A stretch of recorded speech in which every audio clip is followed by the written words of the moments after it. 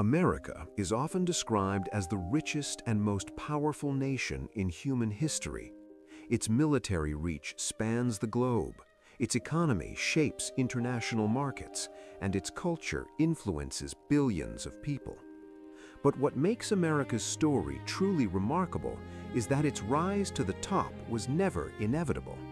In fact, for much of history, the land that would become the United States was considered unimportant, ignored, and even worthless by the world's greatest empires. To understand how America rose to power, we have to go back to a time when no one even knew it existed. In the late 15th century, European maps of the world were shockingly incomplete. Asia, Europe, and Africa were known quantities, but what lay to the west of Europe was mostly blank ocean. Some legends spoke of distant islands. The Vikings had reached a land they called Vinland centuries earlier, but their knowledge never spread beyond northern Europe. No one realized they had stumbled upon an entirely new continent. Christopher Columbus was not trying to discover a new world.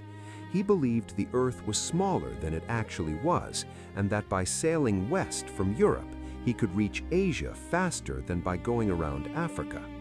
His goal was spices, silk, and direct access to the wealthy markets of the East. In 1492, when Columbus reached the islands of the Caribbean, he believed he had arrived near India. He never understood that two massive continents stood between Europe and Asia. Convinced he was near the edge of the known world, he called the native inhabitants Indians, a mistake that would shape history for centuries.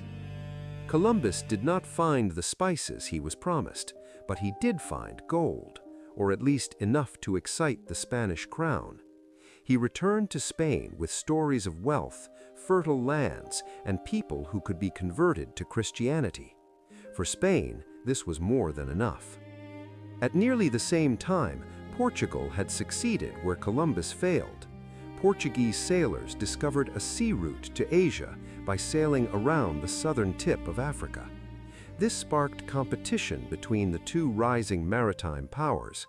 To avoid war, Spain and Portugal agreed to divide the non-Christian world between them with a single imaginary line drawn down the globe. Lands east of the line would belong to Portugal.